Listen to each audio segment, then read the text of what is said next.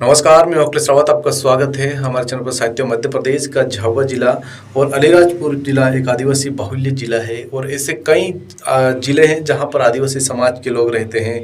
चाहे धार हो, बड़वानी हो, खरगोन हो या छिंदवाड़ा हो, ऐसे कई जिले हैं जहां पर आदिवासी समाज के लोग रहते हैं। लेकिन 100% झाबुआ जिला और अलीराजपुर जिला, इसमें आदिवासी समाज के लोग रहते हैं।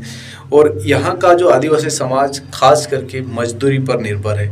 बहुत सारे ऐसे लोग हैं जो कोई शासकीय नौकरी काम करते हैं, कोई बिजनेस करते हैं, कोई प्राइवेट में काम करते हैं, लेकिन अधिकांश आदिवासी समाज के लोग मजदूरी पर निर्भर हैं।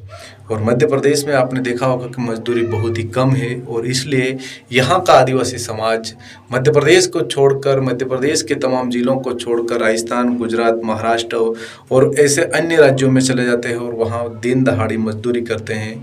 यूँ कहे कि पलायन यहाँ से चले जाते हैं। अपना घर बार छोड़कर वो लोग अपना पेट पालने के लिए, अपना परिवार को पालने के लिए, अपना गुजारा करने के लिए यहाँ से मध्य प्रदेश को छोड़कर झाबुआ जिला और अलीराजपुर जिला, इन तमाम जिलों को छोड़कर जहाँ पर रोजगार नहीं है, और वो बाहर चले जाते हैं। गुजरात के मोरबी हो, अहमदाबाद हो, सूरत, कोटा हो, ऐसे बड़े बड़े शहरों में जो भारत देश के कई ऐसे राज्यों में वहाँ पर चले जाते हैं और वहाँ पर काम करते हैं। आपने देखा होगा कि बहुत बार आदिवासी समाज के साथ कई ऐसी घटनाएं होती है।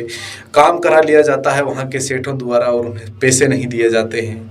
और ऐसी कोई घटनाएं जिससे दुर्घटना होती है, अगर वो जाते हैं तो एक्सीडेंट हो जाता है, या फिर काम करते करते कहीं गिर जाते हैं, या फिर उनके साथ मारपीट होती है, या फिर ऐसी कई तमाम सारी जो आदिवासी समाज झेलता है, क्योंकि उनको काम करना है और अपने परिवार को पेट पालना है, परिवार का पेट पालना है, खुद भी जीना है। तो कहीं ना कहीं मेरा आदिवासी समाज के तमाम भाइयों बहनों से निवेदन है कि आप पलायन जाते हो तो बहुत बार आदिवासी समाज अशिक्षित है, जिनको शिक्षा का अभाव है, और कहीं ना कहीं आदिवासी समाज को लोग डरा देते हैं। चाहे गुजरात के मोरबी हो, सूरत हो, अहमदाबाद हो, या फिर राजस्थान के कोटा हो, ऐसे तमाम बड़े बड़े शहरों में आदिवासी समाज के लोग, ये मध्य प्रदेश के लोग काम करते हैं और वो वहीं पले बड़े और वहीं हर दिन वो काम कर रहे हैं। लेकिन बहुत बार आपने देखा होगा कि आदिवासी समाज के लोगों के साथ कई ऐसी घटनाएं घटती है जिसमें आदिवासी समाज के व्यक्तियों को डरा दिया जाता है, उनको धमका दिया जाता है वहाँ के लोगों द्वारा,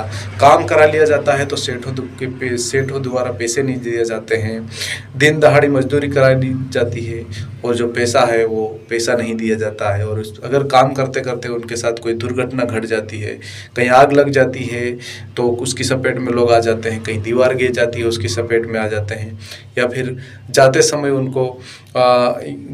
अगर उनका एक्सीडेंट हो जाता है, आते समय उनका एक्सीडेंट हो जाता है, या फिर काम करते करते उस छत से गिर जाना हो, या फिर ऐसा बहुत बार आपने देखा होगा। क्योंकि मेरा उन सभी साथियों से निवेदन है, माता बहनों, आदिवासी समाज के लोगों से निवेदन है कि आप अपने क्षेत्र के तमाम जो कलेक्टर है, एसपी है, या फिर बड़े बड़े यहाँ के नेता, जनप्रतिनिधि है, उनको अवश्य ये घटना बता सकते हैं। यहाँ का थाना क्षेत्र है, उनको भी अवश्य घटना बता सकते हो। क्योंकि बहुत बार ऐसा होता है कि आदिवासी समाज के लोग डर जाते हैं और कभी अगर किसी कार्य करते हुए उनकी मौत भी हो जाती है या फिर कुछ हो जाता है तो वो डेड बॉडी लेकर सीधे घर आ जाते हैं। ना मर्ग कायम करवाते हैं, ना उन थानों में रिपोर्ट दर्ज करवाते हैं, ना कुछ भी करते हैं, लेकिन फिर वो घर आ जाते हैं। ना उनको न्याय मिलता है, ना उनको कुछ प्राप्त होता है, और जैसे ही वो आ जाते हैं और वहाँ के जो लोग हैं, चाहे गुजरात हो, राजस्थान के बड़े बड़े जो सेठ हैं, उन्हें कुछ नहीं होता है। तो इसलिए मेरा सभी से निवेदन है कि आप जागरूक बने। आपके क्षेत्र के तमाम जो मीडिया साथी है उनसे भी संपर्क कर सकते हो अगर ऐसी घटनाएं होती है। आपके साथ अगर कोई काम करा लेते हैं, काम कराने के बाद पैसा नहीं देते हैं, तो भी आपके यहाँ के बड़े बड़े लोग हैं उनको आप बता सकते हो। तमाम न्यूज़ चैनल है, तमाम मीडिया है, चाहे कलेक्टर हो, एसपी हो, या फिर थानों के क्षेत्र ये जी तमाम पुलिस अधिकारी हो, या फिर एसडीएम तहसीलदार को, कहीं किसी से भी आप नंबर लेकर ये उनसे संपर्क कर सकते हो, ताकि आपको ऐसी भीषण आपातकालीन स्थिति में आपको इनकी मदद मिल जाए। और मदद मिलने के बाद में ये सारी चीज़ें हो जाए। ऐसे ही कई मामले हैं, कई बार लोगों द्वारा फ़ोन लगाया जाता है कि इस तरह की घटना हो जाती है तो क्या करें।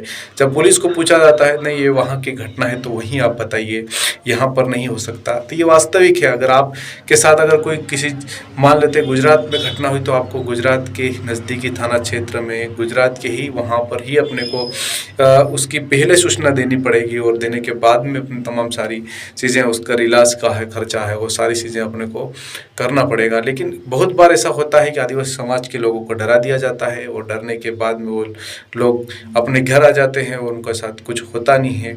लेकिन फिर जब मदद किसी से मांगते हैं तो सब हाथ खड़े कर देते हैं। यहाँ के नेता जनप्रतिनिधि आपने देखा होगा कि उन्हें आपका दुख दर्द की कोई पड़ी नहीं है। यहाँ जब चुनाव होगा तब वो आपके घर घर तक पहुँचेंगे, रोटी खाएंगे, उन बैठेंगे, तमाम सारी ऐसी स्थितियाँ करेंगे। लेकिन वो इस तरह की जो आपकी हालत है उसको देखकर कभी भी उस वहाँ की सरकार हो या फिर वहाँ के लोगों को कुछ भी नहीं बोलेंगे।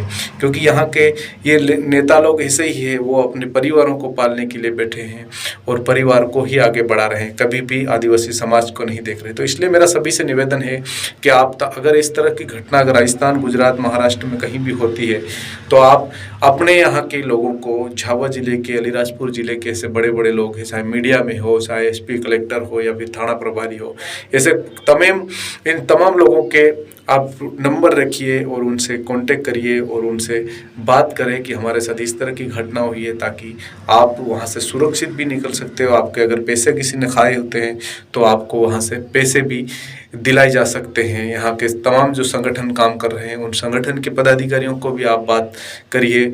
और बहुत